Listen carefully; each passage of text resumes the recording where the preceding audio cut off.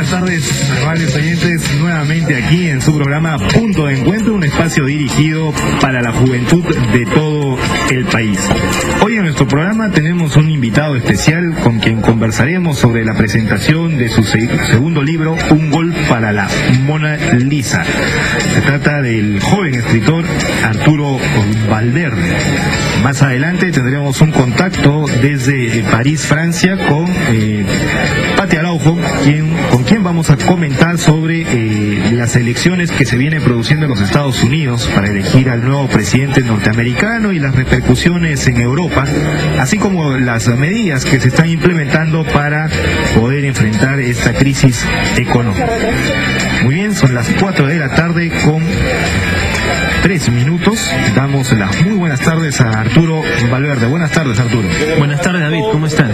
Permíteme hacerte una presentación para que nuestros amigos oyentes te conozcan un poco. Arturo Valverde es natural de Lima, nació el 31 de mayo de 1984, cursó estudios de educación primaria y secundaria en los colegios Nuestra Señora del Carmen y La Salle de Lima, y desde muy niño sintió esta inclinación por la literatura, el dibujo y la música, fundamentalmente inspirado por sus padres, y nos ha presentado su segunda producción, Un gol para la Mona Lisa. Sí. ¿De qué trata este libro, Arturo? Como lo he explicado en otras oportunidades, amistades que me han preguntado sobre qué trata el libro, si aborda una temática específica. El libro de por sí contiene 10 cuentos multitemáticos, diría yo.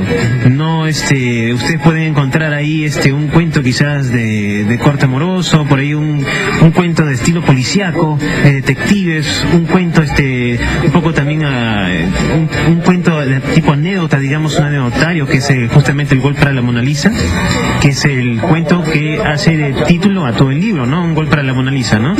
Más o menos una anécdota de pequeño, de niño, ¿no?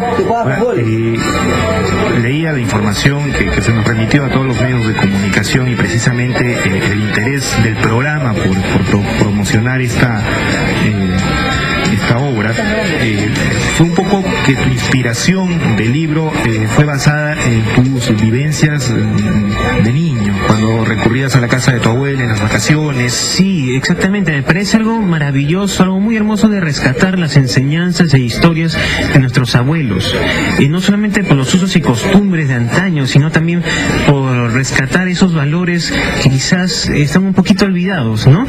Y es justamente lo que yo rescato en este libro. Rescato las anécdotas de la abuela, de una bisabuela también, que hago un cuento en base a sus historias, que se llama Lima, aquella bisabuela, ¿no? Y habla de esa Lima de antaño, de los años 20, ¿no? Con un poco de historia, un poco de cómo eran los usos y costumbres, ¿no? ¿Y cuál crees tú que son las principales identidades que se ha venido perdiendo en lo que va del tiempo, precisamente en esa identidad limeña que tú refuerzas en esta obra? Bueno, hay algo que me llama mucho la atención, que es la comunicación. Me parece que hemos perdido mucho la comunicación en las calles, desde la familia hasta el exterior. Me parece que se ha perdido mucho la comunicación, posiblemente por la velocidad con la que ahora se mueve el tiempo, las múltiples ocupaciones que uno tiene, pero me parece que hemos perdido mucho la comunicación.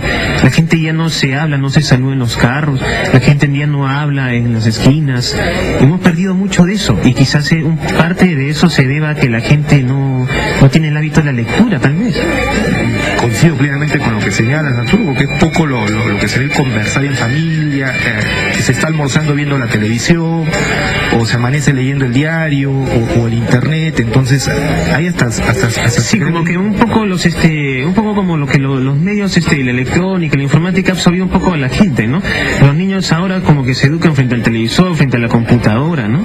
Y en vez de esa conversación con los padres. Claro, y ya casi un distanciamiento de lo que representa el convivir diariamente, y es precisamente esas actividades. Hace poco celebrábamos, por ejemplo, la fiesta de la canción criolla, que es un poco identificado también con el folclore limeño. Exactamente. Pero veíamos las discotecas repletas por el tema de Halloween. Sí, hay una especie ahí de, no sé si es un esnovismo por parte de la gente, ¿no? Que se lanzan a ver lo que es Halloween, ¿no? Bueno, en mi caso nunca ha sido así. Me tengo que contar que de pequeño incluso he asistido hasta a fiestas de música cubana, fiestas de música criolla, he visto zapatear a mis amigos, los he visto zapatear, amigos de 40 años, 50 años zapateando, tocando cajón, tocando la guitarra, y eso yo lo he visto estando empolladas, encuilladas, yendo de aquí para allá, cargado en hombros por mi padre. Es un mundo maravilloso, sinceramente, todo lo que es el folclore, ¿no? Es como que si Arturo Valverde estuviese atrapado en una época en la que ya evidentemente los medios tecnológicos, digamos, las innovaciones, el día a día nos viene absorbiendo a muchos jóvenes de tu generación, porque tú aún eres bastante joven, tienes 23 años. 24 años, es bastante joven.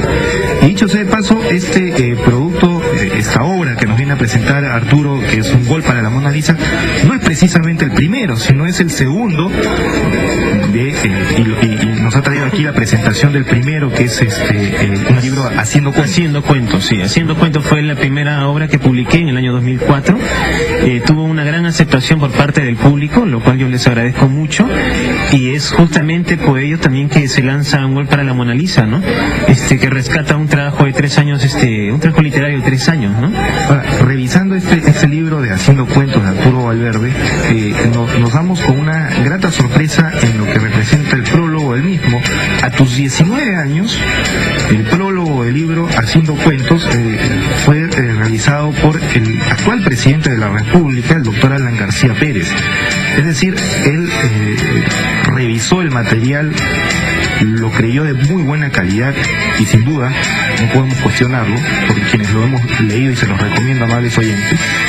Y es un prólogo bastante interesante, resaltando fundamentalmente tu narrativa, que va a ser esa narrativa en la que tú describes escenarios, creas escenarios y vuelves a las personas quienes leen tu libro, evidentemente, a una Lima o a un contexto en donde ya poco a poco se va extinguiendo.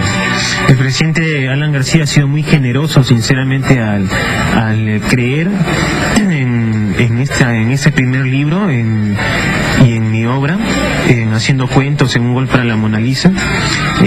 Yo le agradezco profundamente al presidente Alan García por ese respaldo, ¿no?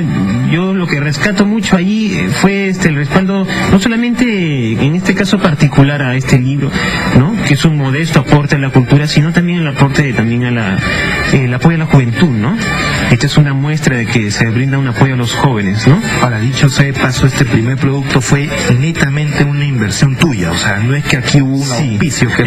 Exactamente, ¿no? El primer libro es una edición de autor, que, bueno, con mis propios recursos lo he editado en una edición de 400 ejemplares enumerados, ¿no?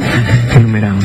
¿No? Y es una obra bastante extensa. Sí, más o menos son 180 páginas, creo. O sea, es un material para un joven de 19 años. Dicho sea de paso, no los has empezado por eso muy a los 19, sino mucho antes. Sí, bastante antes. Entonces, dime, ¿desde cuándo, por ejemplo? ¿16? Desde los 11 años, posiblemente. 11 años. Lo que sucede es que yo recuerdo, fue algo bien gracioso, mira, quizás pocos se acuerdan cuando se metieron en la literatura, pero yo posiblemente sí lo recuerdo, que fue a los 11 años cuando estaba yo en mi cuarto dibujando, tocando la guitarra, haciendo mis cosas, y bueno, viendo a mi padre y me dijo, oye, me dijo, ¿sabes que va a haber un concurso de cuentos? Me dijo, la Bienal, el premio Copé. O sea, sí, imagínate, en el 95. Sí, le dije, ¿por qué no escribes algo? Me dijo.